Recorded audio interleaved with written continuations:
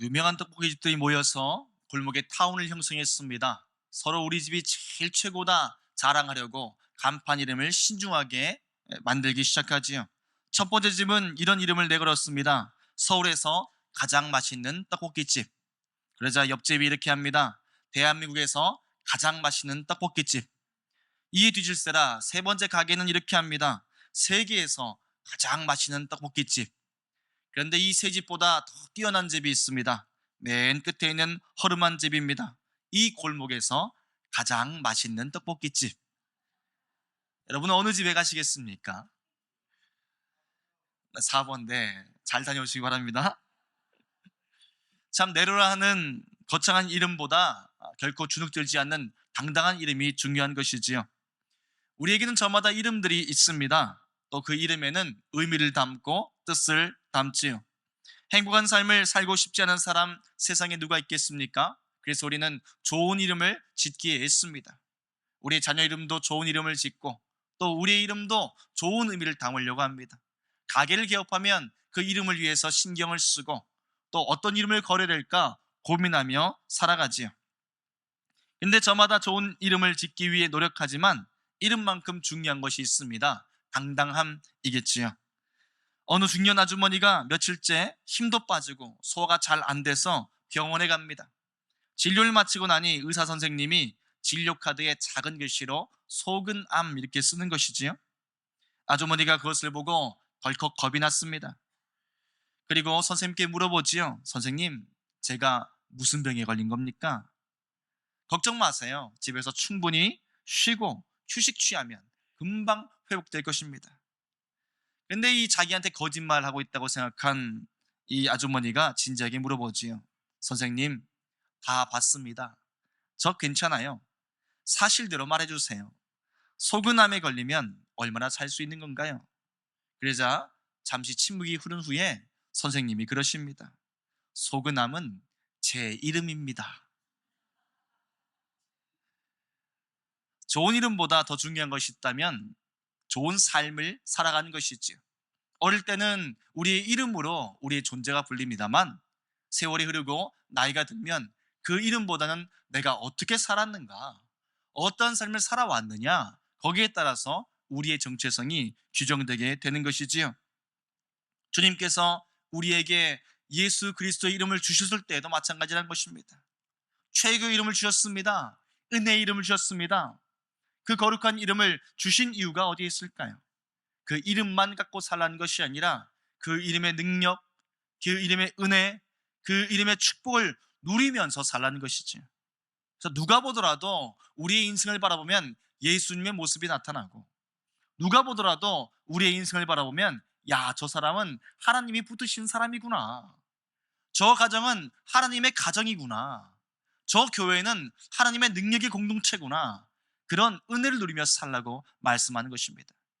그래서 우리는 이 은혜를 사모하며 살아갈 때 비로소 그리스도인이 될 수 있습니다. 그 축복을 누리면서 살아가는 것이 하나님께서 우리에게 주신 거룩한 뜻인 것이지요. 그래서 주님은 오늘 말씀에 나타난 이 야곱의 질문 앞에서 우리의 삶에도 이런 질문을 던져보라 말씀하시는 것 같습니다. 너의 이름이 무엇이냐? 라는 것이지요. 우리는 어떤 이름으로 살고 있는가? 내 이름으로 사는가? 아니면 과거의 삶의 이름으로 사는가? 그것이 아니면 정말 예수 그리스도 이름으로 살고 있는가? 다시 한번 생각해 보라는 것입니다. 그리고 이 말씀을 통해서 이 예배 시간을 통해서 예수 이름 능력으로 살아가라 하나님 축복하신 것이지요. 오늘 그 이름의 능력 만나는 시간 되시기를 축복합니다. 창세기 말씀의 특징이 여러 가지 있습니다. 그 중에 또 우리가 주목할 포인트가 이름이라는 것이지요. 하나님은 남자와 여자를 창조하시고 이름을 지어주셨습니다. 남자에게는 아담, 여자에게는 하와라는 이름을 주시고 그들과 함께 살아가는 복된 삶을 허락하셨죠. 그뿐입니까? 아담이 가장 먼저 받은 사명이 있다면 모든 생물들의 이름을 짓는 것이었습니다. 그리고 창세기에는 족보가 그렇게 많이 나옵니다. 누구 이름, 누구의 아들, 누구의 집안, 왜 이런 이름이 많이 나왔을까요? 살펴보면 그 이름은 개인의 이름이 아니라 민족의 이름이고 공동체 이름인 것을 발견하게 됩니다. 창세기에 나오는 이름이라는 것은 그저 한 사람의 이름을 부르기 위한 명칭이 아니라 거기에는 비전과 공동체의 특성과 라이프 스타일이 담겨 있다는 것입니다. 그래서 주님께서는 창세기에 나오는 믿음의 사람들을 통하여서 하나님의 비전을 심어주실 때에 그가 원래 갖고 있던 이름이 아니라 새로운 이름을 부어주시는 모습을 보여주십니다. 아브람도 마찬가지였지요. 아브람이 비전 받았습니다. 하나님의 사람으로 부름받았습니다. 그러나 정말 그의 인생이 변화된 것은 하나님이 새로운 이름을 주셨을 때입니다. 약속의 자녀를 주시겠다 말씀하시면서 하나님은 그의 이름을 너는 아브람이 아니라 아브라함이라 하라. 사라에게는 사레라 하지 말고 사라라 하라 말씀하신 것이지요. 아브람은 굿파더란 뜻입니다. 좋은 아버지. 내 삶이 개인의 삶에 머무를 수밖에 없지만 하나님 손에 붙들리면 열방의 아버지가 되는 것입니다. 사레, 좋은 엄마는 뜻이지요. 사라는 열국의 어머니입니다. 그 새로운 이름을 통하여서 하나님은 우리를 하나님의 가정으로, 하나님의 교회로, 거룩한 백성으로 세우시겠다고 말씀하는 것이지요. 이삭은 날 때부터 약속의 이름을 받았습니다. 너는 날 때부터 이삭이야. 그 가정의 웃음이 될 것이고 하나님 나라의 웃음이 될 것이다. 그 소망 가지고 이삭의 이름이 정해집니다. 이제 야곱을 만났지요. 하나님은 야곱에게도 새로운 이름을 주셨습니다.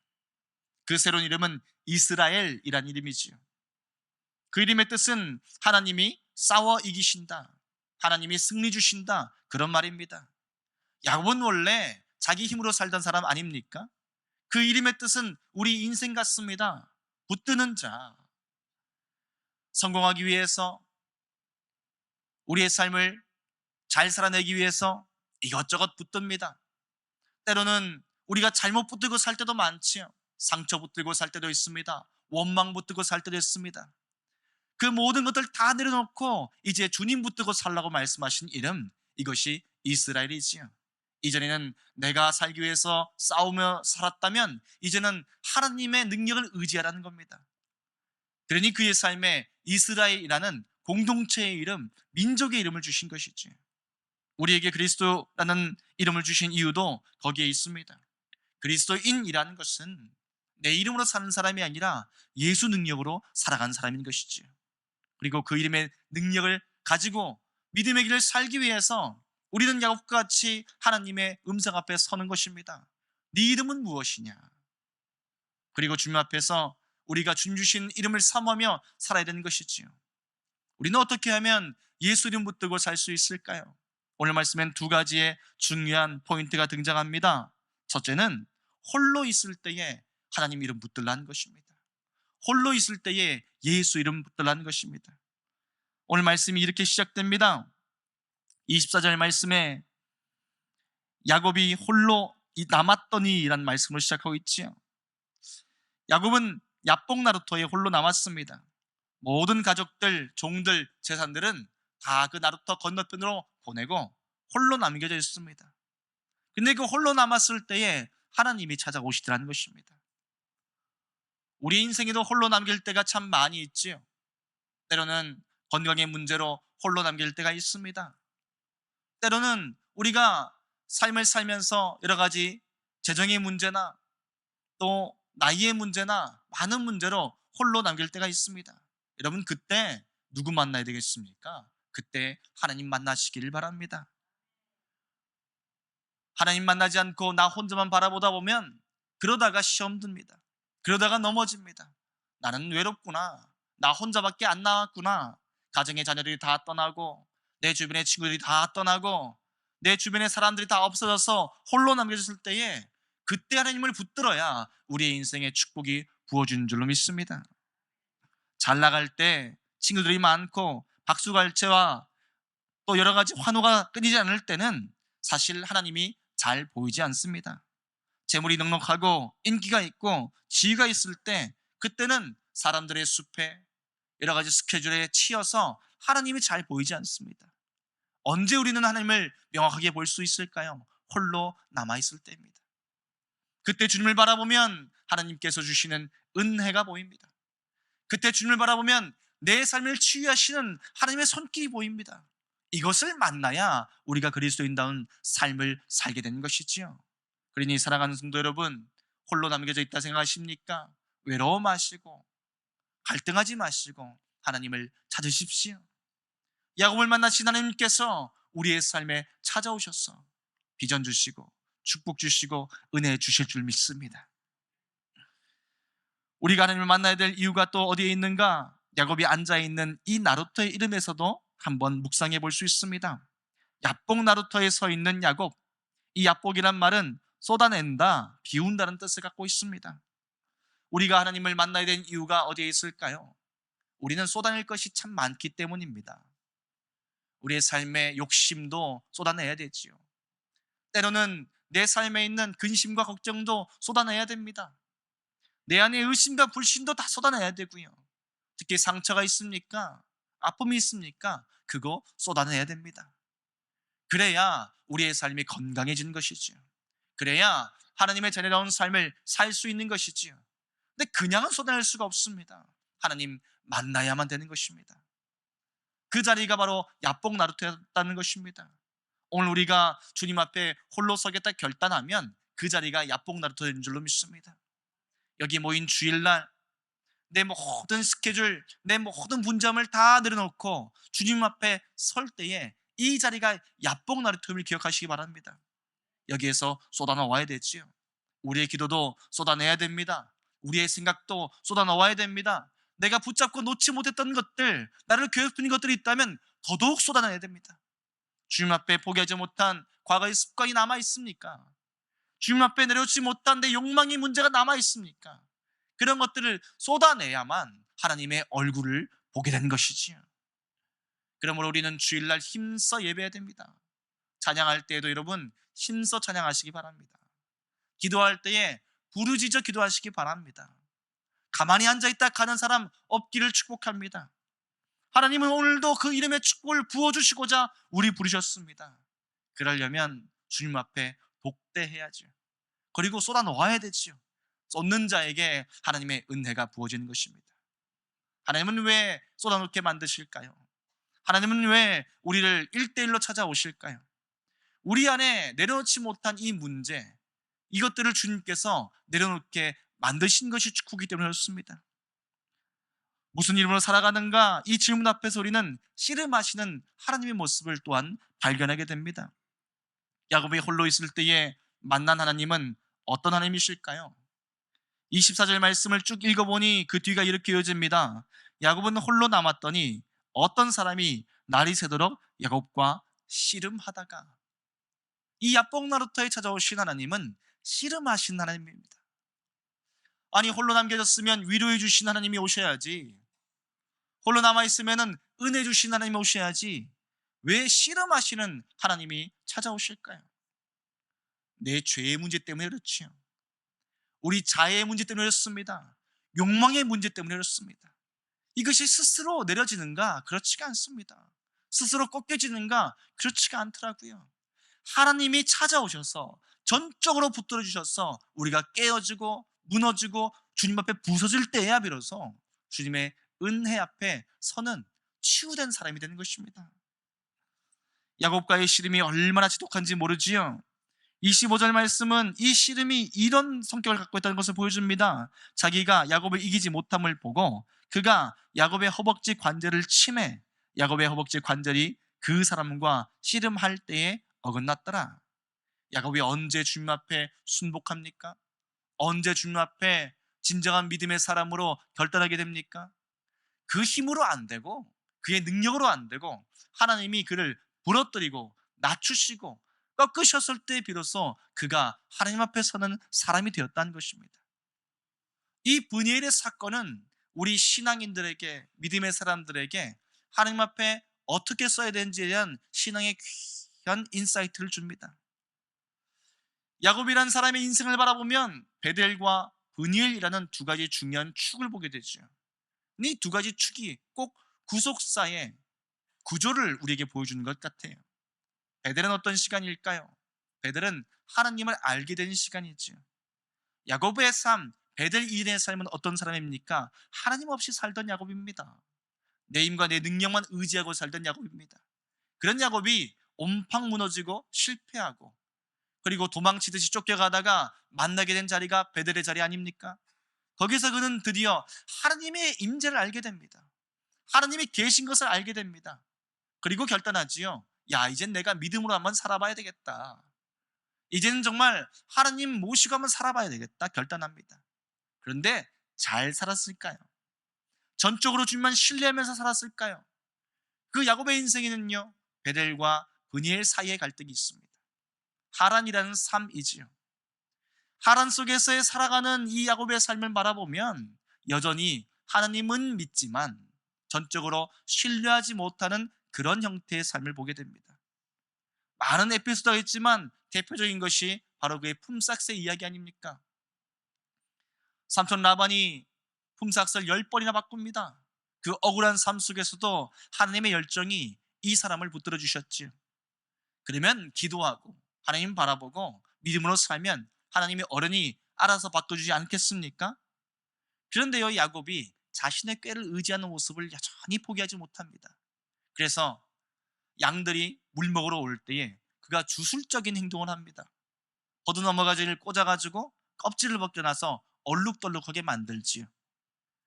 그리고 나서는 그가 생각하는 것이지요. 이런 주술적인 행동을 하면 그러면은 이 양들이 자기한테 돌아오는 목, 얼룩덜룩한 양으로 바뀔 것이라는 그런 생각을 합니다. 여러분, 앞에 버드나무 가지 꽂아놨다고 해서 그 양들이 얼룩덜룩한 양이 태어났겠습니까? 아니지요. 하나님께서 역사하시고 하나님의 기적을 보여주시고 기도의 응답을 주시니까 멀쩡한 양들도 와서 물을 먹다가 새끼를 베게 되면 다 점이는 양, 야곱 몫으로 돌아오는 양, 흠있는 양으로 바뀝니다. 하나님께서 이루어주실 것을 알면서도 그가 뭘 하고 있습니까? 그가 주술적 행동을 하고 있더라는 것입니다. 내가 포기하지 못하는 내 의지, 내 마음, 전적으로 하나님 신뢰하지 못하고 살아가는 그 모습이 여전히 남아 있습니다. 그뿐 아니라 삼촌의 삶을 벗어나서 독립할 때에도 그의 집안에 드라빔이라는 것을 숨깁니다. 드라빔이 뭐냐? 우상이란 뜻입니다. 쉽게 얘기하면 가정에서 모시는 신이 드라빔입니다. 여러분, 하나님을 믿고 살아가야 될 사람이 왜 이 우상을 여전히 끊지 못하고 살아갑니까? 이 베델과 브니엘 사이의 삶은 하나님께 전적으로 맡기지 못하고 여전히 갈등하고 살아가는 신앙인의 삶과 같다는 것입니다. 네, 그런 믿음으로 주님 앞에 온전히 설 수 있을까요? 그런 모습으로 하나님의 뜻을 이루어나가는 하나님의 사람 될 수 있을까요? 그게 안 되더라는 것이지요. 그래서 예수님 믿어도 베델과 브니엘과 같은 이 가운데에 갈등하는 삶을 살면 하나님을 직면하는 시간이 필요하다는 것입니다. 그게 브니엘의 시간, 야복나루토의 시간, 하나님과 대면하는 시간, 주 앞에 꺾여지는 시간이죠. 여러분, 우리의 신앙도 마찬가지입니다. 우리가 다 교회 다니고 예수님 믿지요. 근데 예수님 믿는다고 해서 전적으로 다 주님 신뢰하는 거 아닙니다. 교회 다닌다고 해서 전적으로 주의 비전을 가지고 사는 것 아닙니다. 그 중에 어떤 사람은 하나님이 계시구나 정도를 가지고 교회 나온 사람도 있습니다. 야곱이 베델에서 하나님이 계시구나 깨달았던 것처럼 그 정도만의 시간을 가지고 사는 사람이 있습니다. 그런 신앙 세상에서 갈등하고 살 수밖에 없지요. 하나님의 도우심을 구하지만 내게 필요한 것만큼만 하나님 도와주시길 바랍니다. 내가 주를 위해서 사는 것이 아니라 하나님 나를 위해서 살아주십시오. 그런 믿음으로 살더라는 것입니다. 야곱이 마치 자기 삶에 필요한 것이 있을 때마다 하나님의 도우심 구했던 것처럼 하나님 계신 것은 알지만 내가 주를 위해서 사는 것보다 하나님께서 내게 필요한 것들을 좀 채워주십시오. 그 정도만 의지하고 살더라는 것입니다. 근데 그런 신앙 가지고 주님 앞에 설 수가 없던 것이에요. 그런 믿음 가지고 우리의 삶에 하나님 능력이 온전히 나타날 수가 없습니다. 내 삶은 좋을지 몰라도 우리의 인생을 통해서 하나님의 역사와 하나님의 능력이 나타나는 그 삶까지는 못 나가더라는 것입니다. 그러면 어떤 사람에게 하나님의 능력이 나타납니까? 어떤 사람이 그 인생을 통해서 하나님 영광 드리며 살아갑니까? 브니엘처럼 주님 앞에 깨어진 사람이어야 됩니다. 주님 앞에 완전히 부서진 사람이 됩니다. 성경은 이것을 회개라고 설명합니다. 사람들은 회개라는 것이 그저 내가 하고 있는 잘못을 뉘우치는 정도로만 생각하지요. 근데 회개는 그렇지가 않습니다. 회개는요, 하나님과 직면하는 시간입니다. 마치 야곱이 씨름하시는 하나님을 만나서 그 앞에서 완전히 부서지고 나서야 그가 하나님을 전적으로 바라보고 내게 축복하지 않으시면 주님 나를 떠나실 수 없습니다, 그렇게 매달렸던 것처럼 완전히 하나님 앞에서 쏟아지고 나서야 그제서야 그가 그의 생명을 내걸고 형이 있는 그 에서 앞으로 나갔던 것처럼 우리가 성령의 전적인 은혜를 경험하고 십자가 앞에서 완전히 깨어져야 믿음으로 살 수 있다는 것입니다. 그러니 우리가 찾아야 될 이름은 어떤 이름이겠습니까? 오직 주님의 이름인 줄로 믿습니다. 하나님, 나를 붙들어 주십시오. 주님 앞에서 전적인 깨어짐의 은혜를 주십시오. 아직까지 주님을 깊이 있게 만나지 못했습니까? 주님 앞에 깨어지기까지 씨름하는 그리스도인 되기를 축복합니다.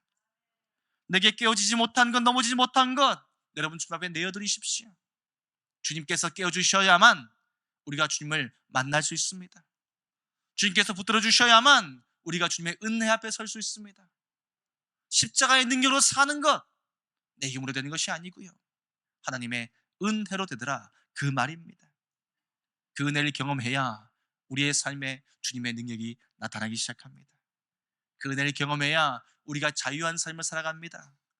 내 힘으로 씨름하던 그런 야곱의 인생이 아니라 하나님이 싸우시고 하나님이 붙들어 주시고 하나님이 인도하시는 이스라엘의 삶, 하나님이 승리를 주신 그 삶으로 살게 되는 것이지요. 오늘 우리가 나온 자리가 야뽕 나루터가 되어야 됩니다. 우리가 서 있는 이 자리가 주님을 만나기 위한 몸부림의 자리, 씨름의 자리가 되어야 될 것입니다. 여러분, 왜 그런데 아직도 망설이고 계십니까? 왜 아직 또 내가 하는 신앙의 습관, 내가 살아오던 내 라이프 스타일을 포기하지 않고 살아가십니까? 믿음은 도전의 축복입니다.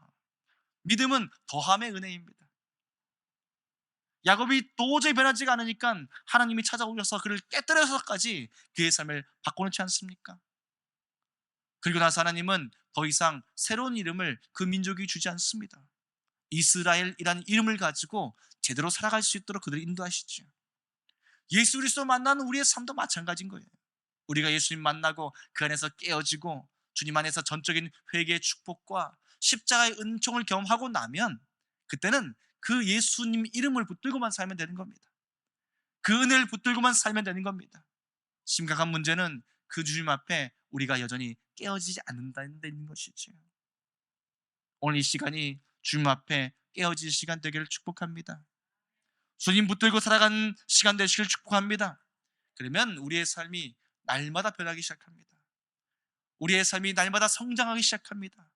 하나님의 이름으로 우리의 삶에 주시는 은혜가 새로워지는 것이지요.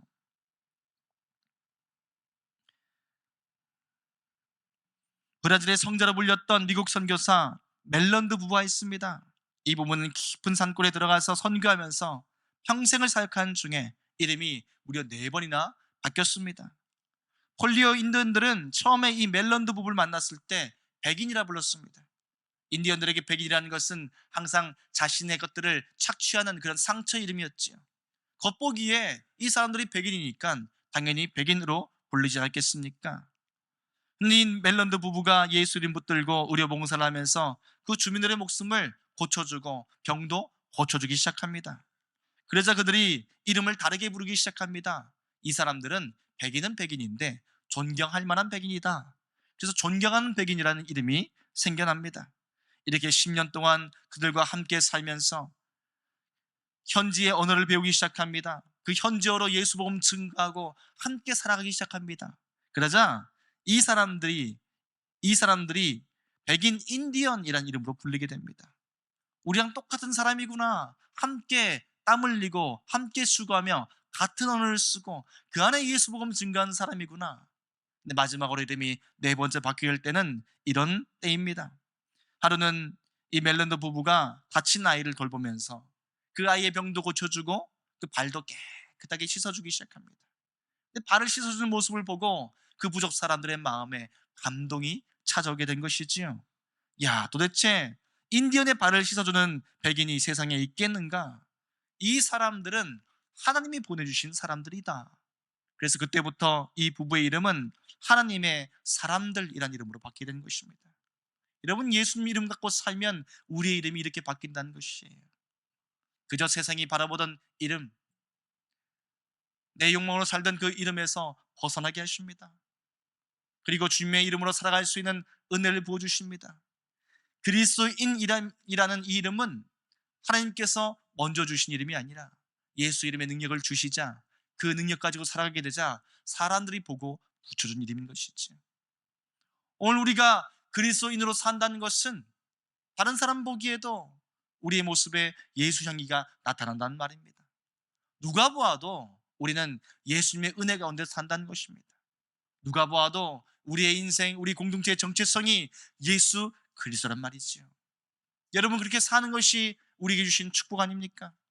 오늘 우리 공동체가, 우리의 가정이, 아니 이 나라의 민족이 바라보아야 될 소망이 있다면 바로 이 그리스도인이라는 이름인 줄로 믿습니다. 그 이름이 있을 때에 이 사회에 상처가 치유될 것입니다. 그 이름이 있을 때에 주의 말씀으로 살아가는 축복이 부어질 것입니다. 그 이름이 있을 때에 우리의 삶이 하나님의 역사가 되는 은혜로 채워질 줄로 믿습니다. 오늘 바로 이 시간 주님의 그 은혜를 사모하십시다. 주님 앞에 설 때마다 야곱되길 바랍니다. 주님 앞에 설 때마다 우리가 분예리 앞에 서는 사람들 되기를 소망합니다. 모이는 모든 자리가 야뽕나루터 주님 붙들고 내 모든 것 쏟아놓는 시간, 예수 이름 붙들고 새롭게 변화되기를 사모하는 그런 시간 되기를 소망합니다. 그 열정 가지고 주 앞에 설 때에 오늘 이 자리에 주님은 우리의 이름을 바꿔 주실 것입니다. 그 거룩한 소망 가지고 주님 앞에서는 하나님의 사람들 되시기를 주의 이름으로 간절히 축복합니다. 우리 기도하겠습니다. 사랑의 아버지, 바로 이 자리, 이 시간이 우리의 모든 이름 다 내어드리고 예수 이름으로 충만한 시간 되기를 갈망합니다. 주의 한 주간 살아왔던 우리의 모든 삶들 주님 아시지요. 우리 사랑하는 성도님들의 마음속에 남아있는 근심과 걱정과 염려, 이 시간 쏟아놓게 하여 주옵소서. 오직 주의 말씀으로 살겠습니다. 결단케 하여 주옵소서. 오직 주님만 바라보겠습니다. 하나님의 얼굴을 보고 싶습니다. 그 열망이 이 시간 우리 가운데 채워지게 도와주셔서 주 우리가 모일 때마다 우리의 삶을 예수 이름으로 채우시는 하나님의 능력, 감동을 경험케 해주시옵시고, 또 그 이름 붙들고 세상에서 주님이 싸워주시는 삶, 주님이 승리케 하시는 삶을 누리며 살 수 있도록 주님 이 시간 임재하여 주시옵소서. 감사드리며 예수님의 이름으로 기도합니다. 아멘.